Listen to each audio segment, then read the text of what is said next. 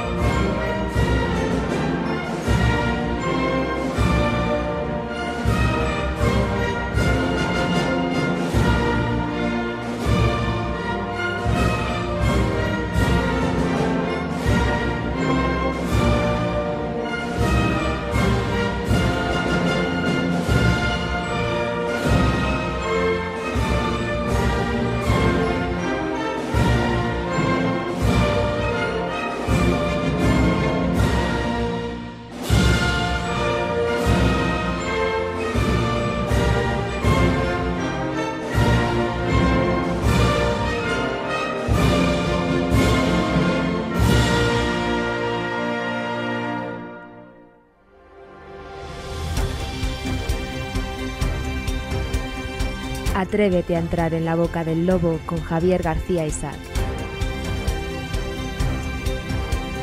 Información sin ataduras, opinión sin complejos. Vivimos en un mundo que tiene muros y esos muros han de estar vigilados por hombres armados. ¿Quién va a hacerlo? ¿Tú? Mi existencia, aunque grotesca e incomprensible para ti, salva vidas. Tú no quieres la verdad porque en zonas de tu interior de las que no charlas con los amiguetes, me quieres en ese muro, me necesitas en ese muro. Nosotros usamos palabras como honor, código, lealtad. Las usamos como columna vertebral de una vida dedicada a defender algo. Tú las usas como gag. Y no tengo ni el tiempo, ni las más mínimas ganas de explicarme ante un hombre que se levanta y se acuesta bajo la manta de la libertad que yo le proporciono y después cuestiona el modo en que la proporciono. Preferiría que solo dijeras gracias y siguieras tu camino. De lo contrario, te sugiero que cojas un arma y defiendas un puesto. De todos modos, me importa un carajo a qué creas tú que tienes derecho. Tienes ese lujo. Tienes el lujo de no saber lo que yo sé. Muy buenos días, amigos. Les habla Javier García Isaac. Estamos en la boca del lobo, estamos en Informa Radio. Estamos a jueves 12 de junio. Estamos en lo que conocemos como España. Les hablamos desde Madrid, desde estos estudios Jesús Quintero y de esta redacción de noticias Antonio Herrero. Ya saben que como cada mañana comienza justamente ahora una nueva aventura radiofónica que debe conducirnos directamente hasta las 12. Entretenimiento, opinión, información, tertulia, mucho análisis. Bueno, hoy jueves, en tiempo de tertulia, en tiempo de análisis, es la tertulia favorita de algunos de ustedes. De otros en los miércoles, los martes, los lunes, los viernes. Bueno, Óscar Rivas, el historiador Fernando Paz, Diego Camacho y Luis Sánchez de Movellana. A mí me parecía que iba a refrescar un poquito y tal. Lo que hace es mucho bochorno. Bueno, yo tengo un viaje ahora al sudeste asiático, donde me han dicho que si me parece que tengo calor, lo que voy a pasar allí va a ser terrorífico. Lluvias torrenciales cada 2x3 y muchísimo calor. Bueno, viene bien, voy de trabajo, no voy de ocio, bueno, mitad trabajo, mitad ocio, bueno, un poquito de todo. Ya a la vuelta les contaré. Esta España está cada vez peor. A la confirmación de la imputación del fiscal le venimos contando desde el pasado martes cómo el gobierno hace piña. Y lejos de intentar limpiar las instituciones, se han volcado. No me sorprende,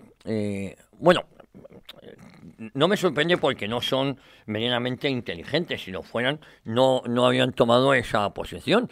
Y es que tanto los partidos residuales de la izquierda, me refiero a las sectas de Sumar y Podemos, apoyan al gobierno. Es decir, en vez de desmarcarse, aprovechar para limpiar las instituciones, que si los corruptos del PSOE, que cómo les han estado apoyando, para ver si rascan algo, se van a quedar todavía más en la irrelevancia política. La intención de voto a Podemos le da unos 4 escaños y a Sumar unos 7, que me parecen demasiado. Es decir, entre los dos sectas van a sumar 11 escaños aproximadamente, cuando han llegado a tener 69. Es decir, pero insisto, tienen una oportunidad de oro para desmarcarse del gobierno, de sus corruptelas. Y lejos de eso, siguen apoyándolo y siguen haciendo piña. les iba a decir que estoy en shock. En esta España de hoy, en esta España que conocemos, ya nada me sorprende, ni estoy en shock, ni estoy en nada. Hombre, me quedé en shock con lo de Morante de la Puebla. Está mal que lo diga yo, escribí un artículo muy bonito. Luego, a esta primera hora de la mañana, no es necesario, aunque a usted no le gusten los toros, he dejado que pasara la tinta, he dejado que pasara ahí el programa de Historia en una época para contarles lo que para mí significa Morante de la Puebla. Y esta hora de la mañana, pues hombre, yo creo que a esta hora de la mañana, lejos de que a usted le gusten o no los toros, yo creo que es el significado de lo que es la fiesta. Cada vez me encuentro más gente, oye, a mí me gustan los toros, me gustan vuestros programas, y empiezo a defender la fiesta porque basta que esta panda de mamarrachos que se asustan con la muerte de un toro, que eso puede ser discutible, que el gusto, a mí no me gusta ver sufrir a un animal ni nada de esto. Los toros para mí es otra cosa, pero hombre, no se escandalizan con un aborto ni cosas así. Es decir, esto me hace una gracia acojonante. Además es que no falla, el que está en contra de los toros, gran parte, no todos, porque a mi padre ni le iba ni le venía, pero el que es respetuoso, no, el que está en contra seguramente, la mayoría de veces resulta que está a favor del aborto. Es decir, eso es cosas, bueno, que nunca lo he entendido, aunque es un tema histórico. ¿Saben ustedes que estamos en una situación, no sé si límite? Por un lado, el fiscal general del Estado, ahora que vamos avanzando, vamos sabiendo a qué podría enfrentarse. Luego también tenemos al presidente Sánchez, que en la última aparición fue el 29 de abril, después del apagón. Sigue escondido, dando excusas. Y ahora los políticos, también se lo he comentado yo creo que ayer, me viven extremadamente bien. Ya no hay plenos a partir de ahora, ya hay las comisiones que sí que se trabajan, pero a partir de ahora, ¿qué es lo que va a pasar? Es que desaparecen hasta septiembre, hasta finales de septiembre. El gobierno, Sánchez no quiere aparecer. Está la vieja del visillo que dio la cara, no. Porque le preguntas una cosa y le dicen, ¿y tú más? Es que es muy grave que la izquierda, por ejemplo, las mamarrachas de la izquierda en Madrid luego se extrañan. Dicen que quien tenían que estar en la cárcel, además, sin juicio, sin nada, era Isabel Díaz Ayuso y su pareja. Es que estas milicianas, esto es muy grave. Yo, el pasado martes escuchaba atónito cómo estas milicianas decían, es que al fiscal toda nuestra solidaridad, nuestro cariño, porque es una cacería contra él, y dicen, quien debería estar en la cárcel, no dicen ni juicio ni inocencia, es García Ortiz, que es el novio, y la novia, a Isabel Díaz Ayuso, directamente. Yo creo, y soy muy pesado, que el Partido Popular no sabe la magnitud de la gente que hay enfrente. Que este ya no es el bipartidismo corrupto, que esto es otro estadio. Esto es otro estadio, que ya no os necesitan para gobernar. Lo de Francisco Camps, que yo aquí le entrevisté, el otro día le entrevistó Víctor Domínguez, el de Volvein, que buen amigo, y el otro diciendo que llamaba a la rebelión de los jóvenes desde la centralidad y la moderación, que no sabéis a qué estoy jugando, que esto va de otra cosa, que no lo habéis cogido todavía, que esto va de otra cosa, que la izquierda diciendo directamente que Ayuso y a su marido tenían que estar encarcelados, ni juicio ni polladas, directamente encarcelados. Es decir, estos no saben con quién se la están jugando. Y más vale que estemos preparados. Estamos en guerra. Sí, a lo mejor no hemos llegado todavía a las armas y ojalá no se llegue nunca. Pero esto es una guerra sin cuartel. El Estado le declaró la guerra a la nación española. Y hay algunas instituciones, esto lo comentaba el otro día también Fernando Paz en el Bunkerman, que se resisten. Como pueda ser parte, que no todos, de la judicatura. Y como hay parte que no se resiste a morir o a ser canibalizado por el PSOE, van a por ellos, y por eso Félix Bolaños, la vieja del visillo, está proponiendo una reforma judicial que así desaparecería directamente el Estado de Derecho. El Estado de Derecho pasaría a ser directamente el PSOE, no hay más. Por eso digo que estamos ante una situación que creo que el Partido Popular no está sabiendo estar a la altura de las circunstancias, hablando de moderación y de centralidad, que ellos se piensan que pueden volver al bipartidismo corrupto. Oye, Felipe, tú negociaste, luego vamos nosotros, nos vamos alternando, bueno, aunque luego vosotros nos tensionáis y empujáis a algunos de los nuestros y con la excusa de la corrupción nos echáis a nosotros cuando vosotros habéis sido más corruptos. Que ese tiempo ha pasado. Y el que no sepa medir los tiempos estará fuera de juego. Y con esta izquierda radical, tremendamente corrupta, tremendamente fanatizada, lo que está en riesgo no es ya España, que sí, está en riesgo nuestras propias vidas. Es que el otro día, y hemos reparado poco, es que decían, Isabel Díaz Ayuso y su novio tenían que estar encarcelados. Pero ¿por qué Isabel? El defraudador no es él, es igual por ser el marido o la mujer de... Esto ya pasaba en los años 30, la izquierda actuaba así. Estoy casada con, no sé, te costaba la vida. Es decir, es que añoran lo peor de su propia historia, desean revivirla. Y insisto, el Partido Popular no sabe de qué va esto todavía. Y luego tenemos una de las golfas, Teresa Rivera, reconociendo que ya la memoria le ha vuelto, que sí que se reunió con Aldama.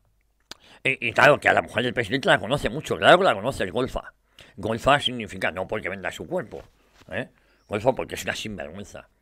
Que Teresa Rivera, a ver si señores del Partido Popular, bueno, claro que lo saben, es la mano derecha de Ursula von der Leyen del Partido Popular alemán. La presidenta de la comisión, la jefa de Núñez Feijóo. Y la jefa de Núñez Feijóo tiene como segunda a la golfa de Teresa Rivera. Yo les quería preguntar, les hacía la pregunta, por el revuelo, a qué pena podría enfrentarse el fiscal general tras su procesamiento, ¿no? Y casos muy graves, la cárcel puede ser de 1 a 3 años, junto a 5 de inhabilitación. Estaríamos hablando que el fiscal general del Estado, donde el magistrado Hurtado ha visto para impurar a un fiscal general del Estado y a su fiscal jefe, a Pilar Rodríguez, lo que ha tenido que ver. Estamos diciendo que se puede enfrentar de 1 a 3 años y 5 de inhabilitación.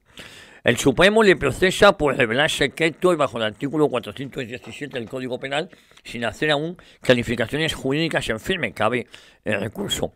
Y el magistrado Ángel Hurtado considera que sus acciones encajan en el delito de revelación de secretos. El caso se basa en filtraciones de un correo del 2 de febrero del 2024. Yo me pregunto, ¿dónde está la Agencia de Protección de Datos que a nosotros nos intentan empujar, que si las cookies, que si no sé qué? ¿Dónde está aquí la Agencia de Protección de Datos? ¿Por qué no va a la Fiscalía a meter mano? Porque no les interesa. Bueno, esta filtración sobre presuntos delitos fiscales de Alberto González Amador, conforme al artículo 417.1, si revela secretos del cargo, puede enfrentar multa y de 1 a 3 años de inhabilitación. Pero el caso de González Amador es todavía, del fiscal García Ortiz, es todavía peor. Si la filtración causó daño grave, la pena puede subir a una prisión de 1 a 3 años y hasta 5 de inhabilitación. En caso de revelación de secretos de un particular, según el artículo 417.2, contempla la prisión de 2 a 4 años. Además, se suma multa de 12 a 18 meses y suspensión de empleo público de 1 a 3 años. Europa Press, por ejemplo, sacaba esta tabla y advertía que podía enfrentarse 1 a 4 años de cárcel y hasta 5 de inhabilitación. Y expertos penalistas coinciden en que si se agrava el daño, la pena alcanzaría prisión de 1 a 3 años. Si se considera secreto de particular, la pena puede elevarse hasta 4 años de prisión. Yo les digo una cosa, que también el otro día en la tertulia del jueves lo comentamos. La tertulia del jueves es hoy. Digo, la semana pasada en el Búnker Bar. Pero también les digo, hay un tema que hemos caído poco, y es el colaborador necesario de toda esta revelación de secretos. Ustedes saben quién fue. Bueno, lo comenté yo también esta semana. El grupo Prisa, la cadena SER. Es decir, supuestamente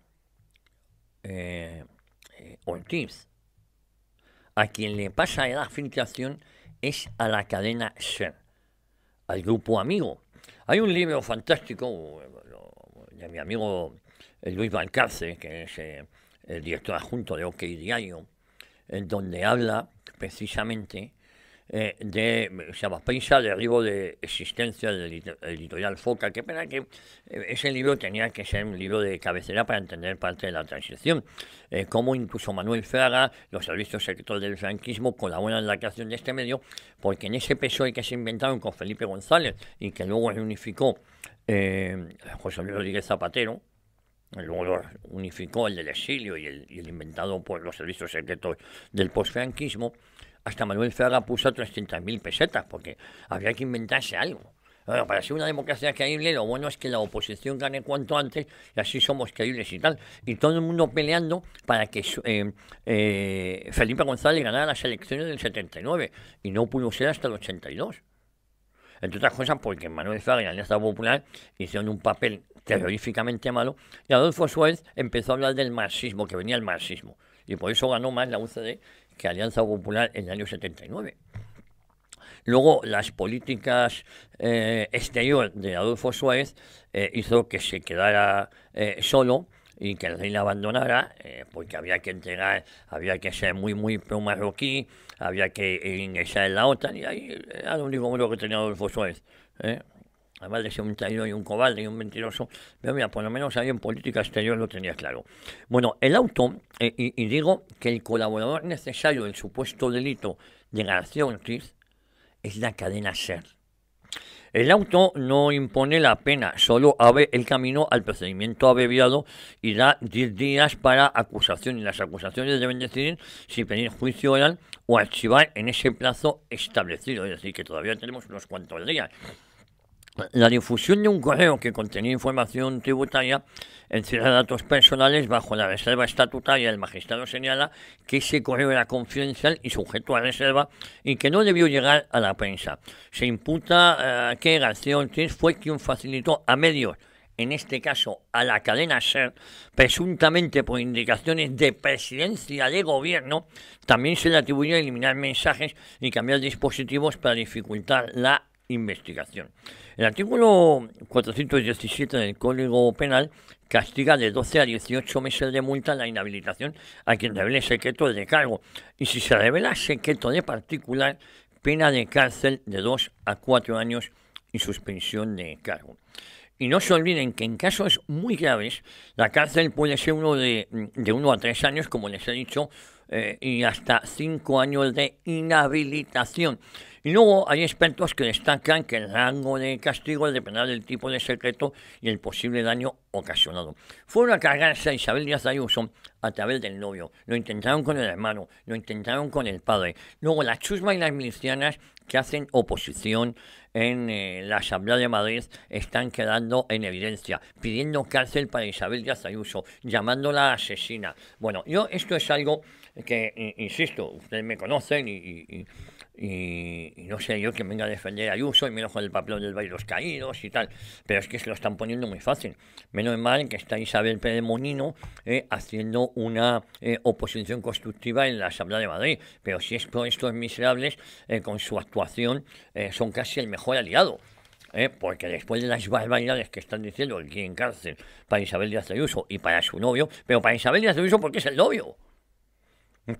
A pesar de que cada vez hay indicios más que suficientes que revelan que pudo haber cometido un delito, que es el delito más grave que puede, la prevaricación, la revelación de secretos, son los delitos más graves que puede cometer un juez o un fiscal en ejercicio. Pero es que les recuerdo, hace 7 años, que se nos ha olvidado, el que iba a ser ministro de Justicia en este país era un juez que ya había sido expulsado de la carrera judicial por prevaricar. Me refiero a Baltasar Garzón. Y como era demasiado descarado, no sé si Carmen Calvo, que tiene también conocimientos jurídicos, o Margarita Robles, le dijo: presidente, sería un escándalo que dijéramos a un prevaricador ex juez como ministro de Justicia.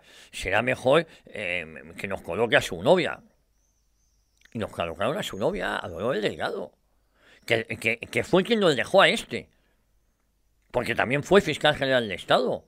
Dolores Delgado, la Lola, la de que afirmaba haber visto a Villarejo, a su amigo el comisario socialista Villarejo, cómo niños se acostaban con menores, compañeros suyos de la Unidad Nacional en Cartagena de Indias. Bueno, el procedimiento, ustedes ya lo saben, marca el inicio del juicio rápido en una vía inusual para un fiscal general en activo. Y de confirmarse la pena máxima podría suponer el primer caso de prisión efectiva para un fiscal general del Estado. Yo les hablaba de un plazo de 10 días que va a ser clave para determinar si avanza el juicio o se archiva la causa. Lo vamos a saber la próxima semana. Y mientras tanto, él mantiene su inocencia y el gobierno mantiene su confianza apelando a la presunción de inocencia, la que le han quitado no solo a González Amador, le quitan a Isabel Díaz Ayuso, que nada está imputada en nada de esto. Torres y Bolaños, la vieja del visillo, recalcan que no existe obligación legal de dimisión tras el procedimiento. Estos eran los que había que dimitir si uno estaba imputado, ¿se acuerdan? La oposición, sin embargo, insiste en su dimisión y subraya de que quien dio la orden debe también apartarse. ¿Quién dio la orden? Según el magistrado Ángel Hurtado, de la presidencia de gobierno. Bueno, en fin, de esto y mucho más les vamos a hablar hoy. Les hablaremos de economía con nuestro amigo José Luis Barceló, en segundofinanciero.com. José Luis, que presenta y dirige la noche del estado de alarma. De deportes todavía no. Mañana viernes, día 13 de junio, estará ya, o si llega en condiciones, el bueno de Esteban Pacios. Hablé con él ayer y me dijo que estaba en Osaka, que es flipante lo de Japón. Bueno, mis hijos están obsesionados con ir a Japón. Bueno, con el genuino Tate Barceló tenemos edatv.news, Rafa, Adaís, Gonzalo, Juan, Anthony, Adrián, David Santos, bueno, y Vito Quiles, también Alfonso, todos ellos sacan adelante edatv.news. Y como cada mañana, la mano de la singularísima Cristina Sol, nuestro informativo, nuestra caja de Pandora, todo ello, y también nuestro termómetro de 1 a 3 del mediodía. Y no nos olvidamos de quienes están a los mandos de la nave, la dirección técnica, la inimitable Cecilia Jara, la persona que hace posible que esto llegue a sus terminales. Y, cómo no, Mercedes de Verán, nuestra directora de producción. Bueno, Cecilia no está sola. Eduardo Vital Jr., David López y Mercedes de Verán, nuestra directora de producción. Esas columnas jónicas que soportan la pesada carga de un medio junto con Carmen Domínguez. Todos ellos hacen posible que esto salga adelante. A partir de las 10:30, que serán las 11 menos cuarto, Perspectiva Sindicalista con Jorge Garrido. Y a partir de las 11, Historia de una época, ese programa de entrevistas que yo le dedico a todos ustedes. Miren ustedes, lo prometido es deuda. Les iba a hablar del artículo que escribí el pasado lunes en edatv.news y me apetecía desengrasar un poquito y contárselo a ustedes. Morante de la Puebla, cuando el arte embiste y la historia se escribe a hombro. No es necesario que a usted le gusten los toros para que le guste el arte. Y es que hay tardes que no se pueden explicar, tardes que no caben en una crónica, que no admiten estadísticas ni trofeos como medida. Hay momentos que no se cuentan, se sienten, se viven, se lloran. Y lo que ocurrió el pasado domingo en Madrid no fue simplemente una corrida de toros, fue un acontecimiento cultural, emocional y patriótico. Fue la coronación de un torero de época. Morante de la Puebla salió por la puerta grande de las ventas, pero lo verdaderamente histórico comenzó después. 25 años después de tomar la alternativa, Morante no solo toreó, nos recordó que el toreo es arte, rito y esencia de España. Fue llevado a hombros desde la plaza hasta el hotel de la calle Velázquez, entre vítores, lágrimas, banderas de España y una multitud entregada, sobre todo una multitud de jóvenes. Porque sí, a pesar del silencio cobarde de tantos, el toreo sigue vivo y late con fuerza en las nuevas generaciones. Ayer se vivió un fenómeno, el pasado domingo, en la Plaza de Toros de las Ventas, que desbordó lo taurino. Lo que vimos en Madrid fue la afirmación de una identidad cultural que no se resigna a morir. Morante no es un torero cualquiera, como los genios de verdad es capaz de lo mejor y de lo peor. No siempre torea, pero cuando lo hace, cuando de verdad sucede, el mundo se detiene y el milagro se produce.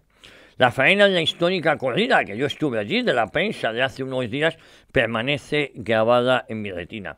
Y lo de este pasado domingo fue el colofón, la apoteosis, la culminación de una carrera de luces y sombras, de pinceladas y brochazos, pero siempre con el aroma de lo auténtico, de lo eterno, de lo clásico.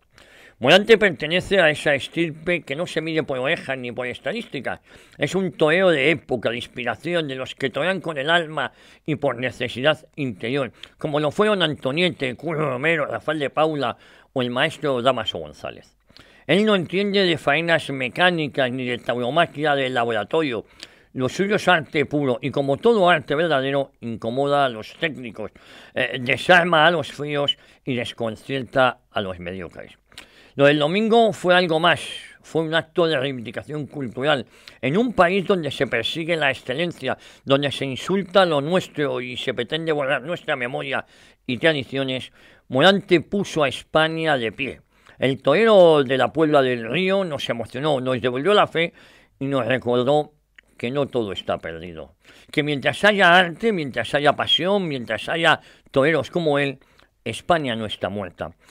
Su paseo a hombres por las calles de Madrid no fue una simple ovación al artista, fue un grito silencioso pero rotundo en defensa de nuestras raíces, fue un canto a la libertad, a la emoción, a la belleza, fue un clamor colectivo contra la vulgaridad, contra el pensamiento único, contra la ideología que pretende uniformarlo todo y eliminar aquello que nos hace únicos. Morante no es perfecto y por eso mismo es arte, es humano, es imprevisible, genio, figura, es capaz de no estar o de estar por encima de todo. Y cuando se eleva como lo hizo el pasado domingo, no hay quien lo alcance. En una época de grises y tibios, su figura resplandece como una llamarada de verdad. Miren, lo del domingo no fue un día más, fue una página gloriosa de eso que llamamos fiesta nacional y que tampoco se entienden, y tantos desprecian sin conocer. Lo que vimos en las ventas en las calles de Madrid fue historia viva del toreo. Ayer Morante nos enseñó que todavía hay héroes, que hay arte, que España, pese a todo, sigue siendo capaz de emocionarse con lo eterno.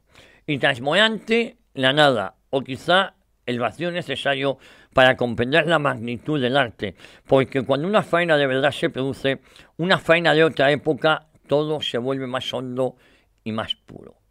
Gracias, Morante, por estos 25 años, por no rendirte, por hacernos vibrar, por recordarnos que el toreo, como España, no es una moda pasajera, sino una verdad antigua que no se puede enterrar. Y cuando un pueblo reconoce el arte, cuando un pueblo levanta a hombros a sus valientes, es porque aún conserva el alma. Bueno, en fin, amigos, de esto y mucho más les vamos a hablar, que nos hemos puesto muy melancólicos. De esto y mucho más les vamos a hablar hoy aquí en Informa Radio, en La Boca del Lobo, en un programa no apto ni para natilleros, ni bizcochables, ni almibarados. En un programa que, como siempre les digo, es apto para todas las edades. Sí, algún taco, alguna cosita malsonante, que no para todos los públicos. En un programa que comienza justamente en este momento.